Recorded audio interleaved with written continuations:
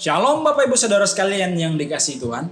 Pernahkah kita mempertanyakan seberapa setiakah Allah bagi kehidupan umat manusia? Dalam Kejadian 9 ayat 16 firman Tuhan berkata, "Jika busur itu ada di awan, maka aku akan melihatnya, sehingga aku mengingat perjanjianku yang kekal antara Allah dan segala makhluk yang hidup, segala makhluk yang ada di bumi." Biasanya, sebuah perjanjian akan melibatkan dua pihak dan dengan syarat-syarat tertentu. Tetapi dalam perjanjian antara Allah dengan Nuh, perjanjian itu hanya melibatkan peran Allah yang aktif tanpa ada syarat yang harus dilakukan oleh Nuh sebagai manusia. Janji ini bersifat sepihak dan disebut juga sebagai janji unilateral. Pertanyaannya, mengapa Allah membuat janji yang bersifat sepihak? Di pasal 9 ini, jika kita mempelajarinya secara seksama, kita akan melihat bahwa di sana dicatat Nuh menjadi seorang yang pemabuk. Ini bertolak belakang dengan Kejadian 6 ayat 9 yang mencatat bahwa Nuh adalah seorang benar, tidak bercacat celah, bahkan dia hidup bergaul dekat dengan Allah.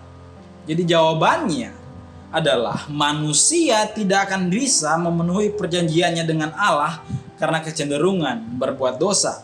Allah sudah mengetahui itu semua. Itulah sebabnya janjinya dibuat secara sepihak. Lantas bagaimana kita bisa memahami kesetiaan Allah?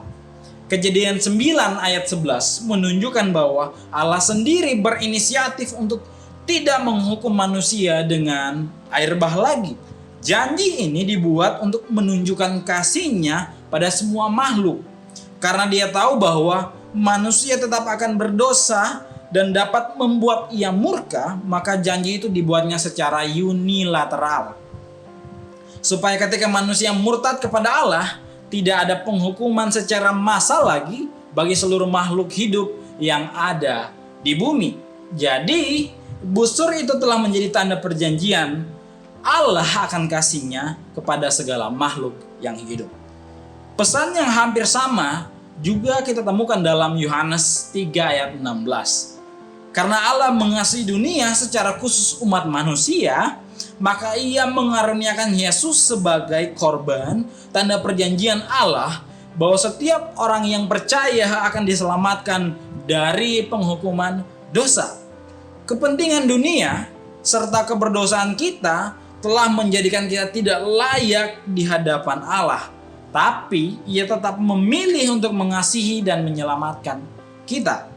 Memilih untuk hidup sebagai orang Kristen yang bergereja, tetapi tidak taat pada Tuhan, mungkin menyenangkan bagi kita.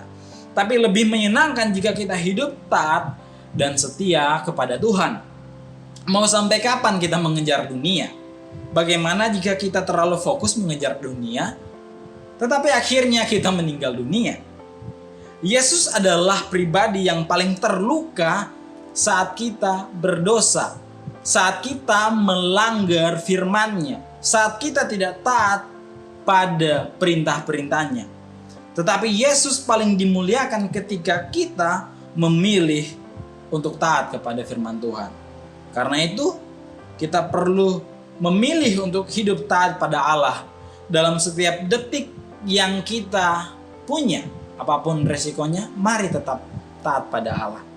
Demikian kebenaran firman Tuhan, mari kita berdoa bersama-sama. Ya Tuhan, aku mau belajar untuk setia, taat akan firman-Mu, taat akan perintah-Mu. Terima kasih karena telah memilih dan menyelamatkan hidupku. Dalam nama-Mu kami berdoa. Amin. Tuhan Yesus memberkati kita semua.